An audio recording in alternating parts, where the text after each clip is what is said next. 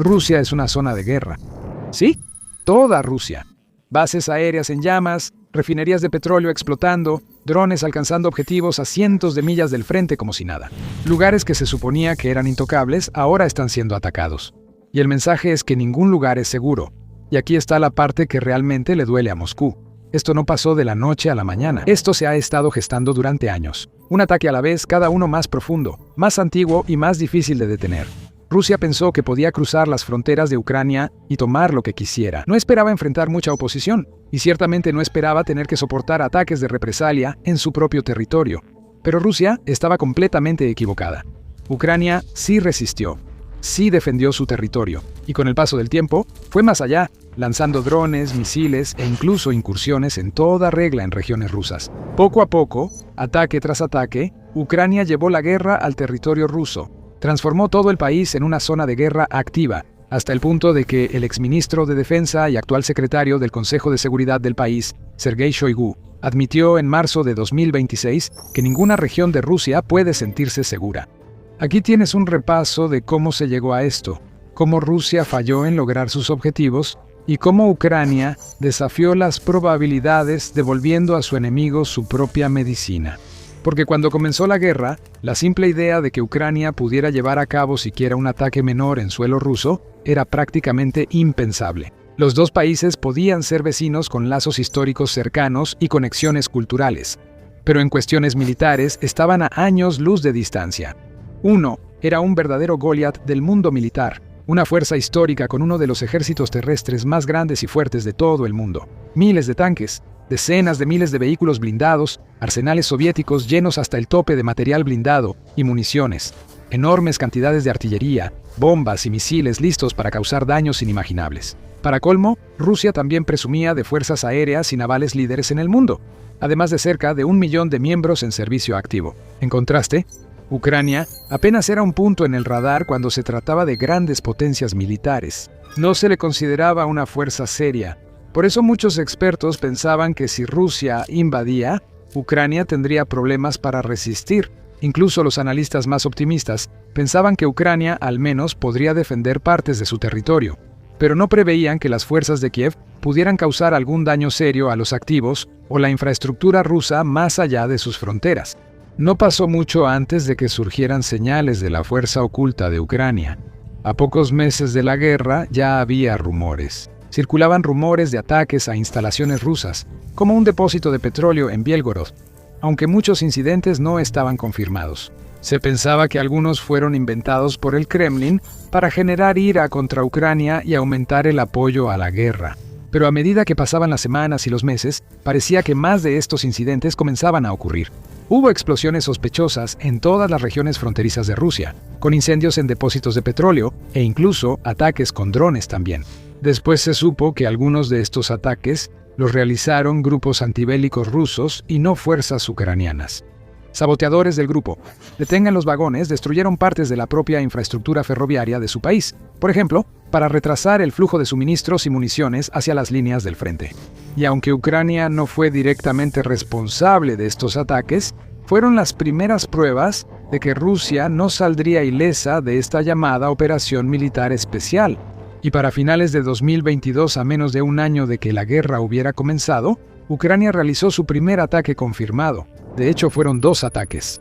Ocurrieron en las bases aéreas de Engels y Dagalivo, en lo profundo del territorio ruso, a muchos kilómetros más allá de las fronteras de Ucrania. Estas bases albergaban los bombarderos más valiosos y avanzados de Rusia. Aviones como el Tupolev 295, un bombardero estratégico introducido en la época de la Unión Soviética y utilizado para lanzar misiles de crucero contra la infraestructura ucraniana. El 5 de diciembre de 2022, Ucrania incendió ambas bases aéreas, con explosiones que resonaron y reportes de daños tanto a la infraestructura como a los aviones. Un ataque posterior golpeó Engels unas semanas después, el 26 de diciembre, proporcionando una valiosa prueba de que los ataques iniciales no fueron hechos aislados ni casualidades, y que Ucrania estaba absolutamente lista y capacitada para golpear a los rusos donde y cuando menos lo esperaban. Fue la primera vez que Rusia realmente sintió la guerra en casa, pero no sería la última. En 2023, la guerra comenzó a cambiar. Inició como un conflicto convencional, con Rusia apoyándose en columnas de tanques y vehículos blindados para intentar arrollar a sus oponentes. Mientras tanto, los defensores ucranianos cavaron trincheras y crearon posiciones fortificadas, usando cualquier arma y artillería disponible para repeler los ataques enemigos. Fue una batalla de desgaste con avances y retrocesos, no muy diferente a muchos otros conflictos que habían tenido lugar en el mundo durante el siglo XX y principios del XXI. Pero luego llegaron los drones. Durante las últimas etapas de 2022 y principios de 2023, Rusia comenzó a usar drones con una frecuencia cada vez mayor para llevar a cabo ataques aéreos contra posiciones ucranianas en el frente e infraestructura civil. Ucrania se vio obligada a defenderse contra una amenaza nueva y aterradora, una que era rápida, barata y fácil de fabricar en masa para Rusia, una que podía desplegar en grandes cantidades, enjambres zumbantes de explosivos aéreos, difíciles de detectar en las pantallas de radar y sorprendentemente complicados de interceptar con defensas convencionales, capaces de causar enormes daños en el transcurso de una sola noche. Pero Ucrania no solo sufrió esta nueva era de guerra con drones, aprendió de ella, se adaptó y comenzó a desarrollar su propia industria nacional de drones. Si Moscú podía hacerlo, Kiev también. Y el 3 de mayo de 2023, el mundo pudo ver de lo que eran capaces los drones ucranianos cuando varios de ellos atacaron otro aeródromo ruso, esta vez en la región de Briansk. 2 objetivos fueron alcanzados. Otros 2 fueron destruidos por completo. Otro dron no fue encontrado. Ese mismo día, también surgieron informes de un ataque con drones al propio Kremlin, la sede del gobierno ruso. Más tarde, ese mismo mes, se avistaron más drones en Moscú. 8 de ellos entraron en la capital. Y aunque en ese momento no causaron mucho daño, seguía siendo una noticia enorme. Ucrania, esa pequeña nación de la que nadie esperaba que pudiera siquiera resistir mucho, de alguna manera logró orquestar un ataque a la capital rusa, a casi 300 millas más allá de sus fronteras. La capital y ciudad más grande de Rusia, hogar de más de 13 millones de personas, el mismo lugar donde los oligarcas más ricos del país y su aparentemente todopoderoso presidente, Vladimir Putin, pasaban gran parte de su tiempo, fue atacado por armas ucranianas. Si Kiev pudo lograr algo así apenas un año después de iniciada la guerra, y mientras aún tenía que defenderse de fuertes ataques rusos en el frente y ataques aéreos casi constantes día y noche, ¿de qué más podría ser capaz? Estábamos a punto de descubrirlo. A medida que avanzaba 2023, los ataques de drones ucranianos se volvieron más frecuentes, pero Kiev tenía algo aún más grande preparado. A finales de la primavera, las Fuerzas Armadas cruzaron a la región rusa de Belgorod desde Ucrania, marcando la primera gran incursión terrestre que enfrentó Rusia. Las fuerzas estaban compuestas principalmente por voluntarios no ucranianos, como grupos rusos anti-Kremlin, como la Legión Libertad de Rusia, así como otros combatientes de lugares como Polonia y Bielorrusia. Aún así, fue el mayor ataque transfronterizo de la guerra hasta entonces. Los combatientes voluntarios sabotearon, dañaron y destruyeron infraestructura y equipo ruso, mientras apoyaban a los defensores ucranianos a lo largo del eje de Sumy y Kharkov. También afectaron mucho la moral de las tropas del Kremlin. Muchos soldados creían una mentira. Les decían que eran héroes enviados a liberar Ucrania. Les hicieron creer que el pueblo ucraniano los recibiría con los brazos abiertos, que la operación militar especial terminaría en semanas y que izarían banderas rusas en Kiev fácilmente. No solo se demostró que esas afirmaciones eran falsas, sino que ahora fuerzas opositoras estaban a las puertas de Rusia, entrando en su territorio. Nada de esto debía pasar. Para muchos en Rusia, fue cuando sintieron por primera vez que la guerra escapaba rápido y peligrosamente del control del Kremlin, y estaba a punto de ponerse mucho peor. Pero antes de profundizar en eso, por eso hacemos The Military Show, para explicar cómo realmente se mueve el poder. Si eres nuevo aquí, suscríbete para que no te pierdas lo que sigue. El 2024 resultaría ser un año crucial en el conflicto, en más de un sentido. Putin y sus compinches del Kremlin esperaban que este fuera el año en que el ejército ruso rompiera la resistencia de Ucrania de una vez por todas, con un esfuerzo abrumador a lo largo y ancho de las líneas del frente, destinado a aplastar las defensas del país y allanar el camino hacia la victoria. No resultó así en absoluto. En lugar de debilitarse, Ucrania se volvió significativamente más fuerte en 2024. Sus ataques con drones a objetivos rusos se volvieron más frecuentes y más estratégicos. Los comandantes de Kiev comenzaron a elegir sus objetivos con más cuidado, atacando no solo bases aéreas y depósitos de municiones, sino también infraestructura petrolera. Reconocieron que el petróleo era quizás el recurso más importante de Rusia, ya que impulsaba directa e indirectamente la maquinaria de guerra del Kremlin. Se utilizaba para el combustible que mantenía a los tanques avanzando y a los bombarderos en el aire. Además, aportaba mucho dinero a la economía rusa, que Putin usaba para financiar la guerra, pagar salarios de soldados y producir equipo militar en masa. Si Ucrania pudiera eliminar la infraestructura petrolera de Rusia, podría potencialmente ganar la guerra. Y eso fue lo que hizo. A lo largo de 2024, hubo al menos 84 ataques ucranianos confirmados a la infraestructura petrolera de Rusia, principalmente refinerías, pero también oleoductos y tanques de almacenamiento. La infraestructura militar también sintió de lleno la ferocidad de Ucrania. Y ya no eran solo drones. La industria de defensa nacional de Kiev, en rápido desarrollo, también producía misiles más grandes y avanzados, capaces de volar más lejos y rápido que antes, incluso superando las capacidades de muchas de las municiones occidentales que sus aliados de Europa y otros lugares habían enviado a Ucrania. Por ejemplo, durante este periodo hubo más de 50 ataques con misiles Neptuno, e incluso ataques con drones de largo alcance contra objetivos que estaban a casi 1000 millas dentro del territorio ruso, como la planta electromecánica Kupol en la región de Izhevsk. Esto ocurrió casi al mismo tiempo que los aliados de Ucrania le autorizaron usar sus armas contra objetivos en Rusia, no solo en territorios ocupados. Eso también convierte a Ucrania en una amenaza mayor para Moscú, con misiles europeos Storm Shadow y misiles fabricados en Estados Unidos cayendo sobre aeródromos y otros sitios importantes. En el mar también, Ucrania estuvo muy activa en sus ataques. Llevó a cabo numerosos ataques devastadores contra la infame flota del Mar Negro de Rusia, hundiendo su crucero insignia, el Moskva, en 2022 y destruyendo muchos más buques de desembarco, barcos lanzamisiles e incluso submarinos en la guerra actual. El daño fue tan severo que los comandantes rusos optaron por trasladar la mayor parte de la flota a aguas más seguras, retirando embarcaciones antes estacionadas en puntos estratégicos cerca de Crimea. Esto no solo hizo que esos barcos fueran menos una amenaza en términos de ataques con misiles sobre territorio ucraniano, sino que también abrió rutas para que el grano y otros productos pudieran exportarse desde Ucrania, dándole un respiro a la economía del país, que estaba luchando por sobrevivir. Luego vino un ataque aún mayor, la incursión de Kursk. El 6 de agosto de 2024, las fuerzas ucranianas llevaron la dura realidad de la guerra de regreso a Rusia como nunca antes, estableciendo su propia nueva línea de frente dentro de la región de Kursk. No planeaban tomar territorio ruso ni masacrar civiles, como hizo la maquinaria de guerra del Kremlin en Ucrania. En cambio, esto fue una decisión estratégica, una forma de redirigir a las fuerzas rusas, que habían comenzado a superar en número y abrumar ciertas posiciones ucranianas en otras regiones, obligándolas a dispersarse y dividir sus recursos para contrarrestar la invasión de Kursk, ganando tiempo y respiro para los valientes defensores de Ucrania. Al principio, las fuerzas de Ucrania enfrentaron poca resistencia. No había suficientes tropas rusas en la zona para resistir, y muchas eran inexpertas y no estaban preparadas para una incursión así. Como resultado, el ejército de Kiev tomó rápidamente pueblos y aldeas estratégicamente valiosos, capturando tropas y destruyendo o apoderándose de cualquier equipo ruso que encontraban en el camino. En su punto máximo, las fuerzas armadas ucranianas estuvieron en más de 80 localidades rusas y mantuvieron su posición hasta marzo de 2025, cuando Kiev decidió retirarse.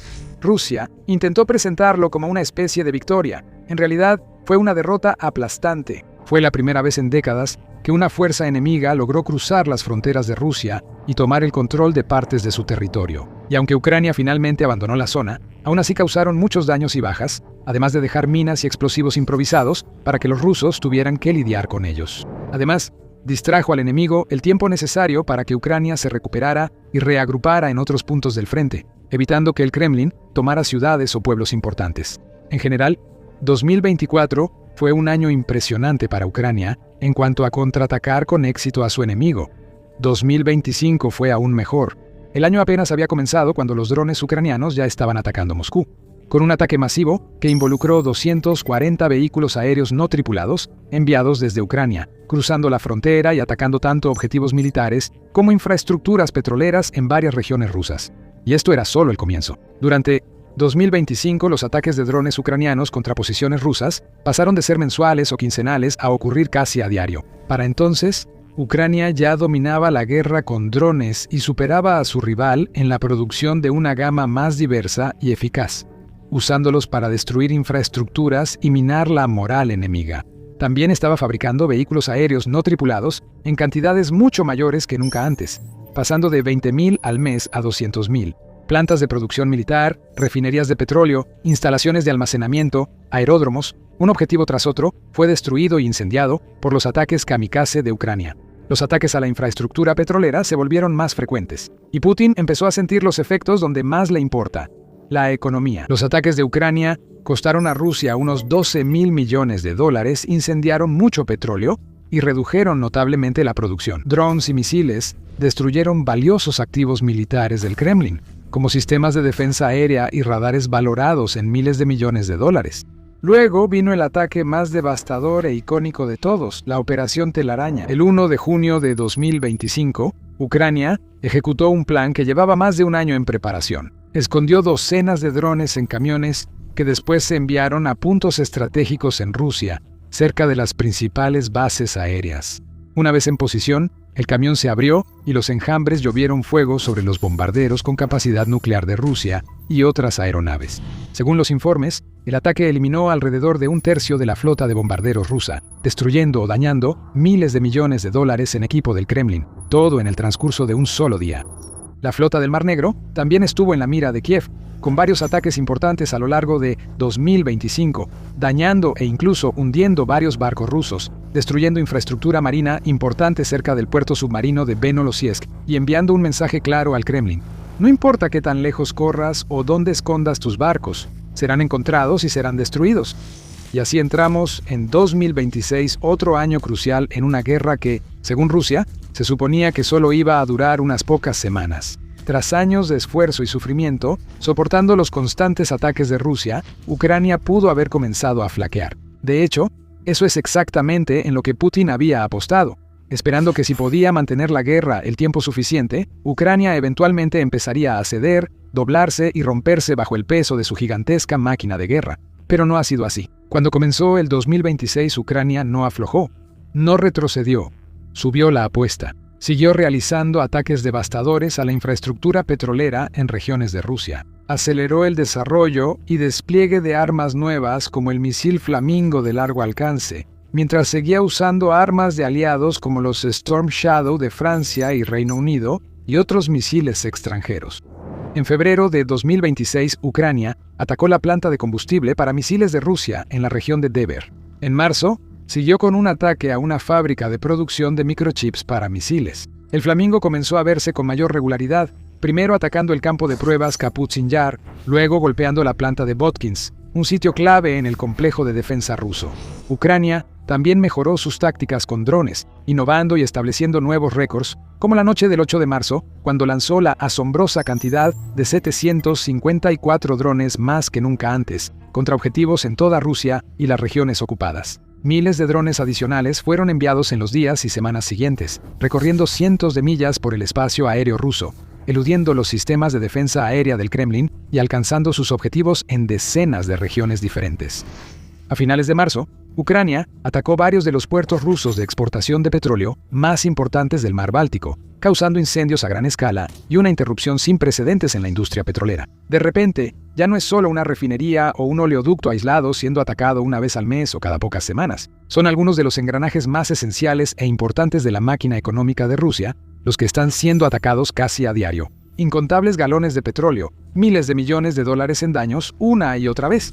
La economía rusa está en su punto más débil en años. El Banco Central tuvo que aumentar las tasas de interés a niveles récord. Las familias rusas comunes están pagando la factura de la guerra de Putin, ya que el costo de los productos básicos aumenta y más del presupuesto del país se gasta en misiles y máquinas de guerra en lugar de en salud y educación. Con cada mes que pasa, Rusia se debilita y Ucrania se fortalece, y los datos lo respaldan. Aunque Rusia sigue bombardeando pueblos y ciudades ucranianas, las fuerzas de Kiev han causado daños militares y económicos significativos como respuesta. Sus ataques a la infraestructura petrolera y otros puntos clave han vuelto el conflicto mucho más costoso para el Kremlin en todos los sentidos, y todavía no ceden. La producción de drones en Ucrania aumentó de 800.000 al año en 2023 a 4 millones en 2025, con estimaciones que van de 5 a 10 millones para 2026. La producción de misiles crece y las capacidades ofensivas y defensivas de Ucrania son más fuertes que nunca, facilitando atacar regiones rusas, incluso a cientos o incluso miles de kilómetros de la frontera. Shoigu tenía razón. Ningún lugar en Rusia está seguro. y Putin solo tiene que culparse a sí mismo. Mira este video para observar de cerca recientes ataques devastadores de Ucrania a sitios petroleros rusos. O mira esto para ver cómo la tasa de bajas de Rusia realmente empezó a salirse de control en 2026, con un número cada vez mayor de muertes y heridos, y menos nuevos reclutas para reemplazar a los que han muerto o quedado fuera de combate. Si quieres ver más análisis como este, suscríbete a The Military Show hoy.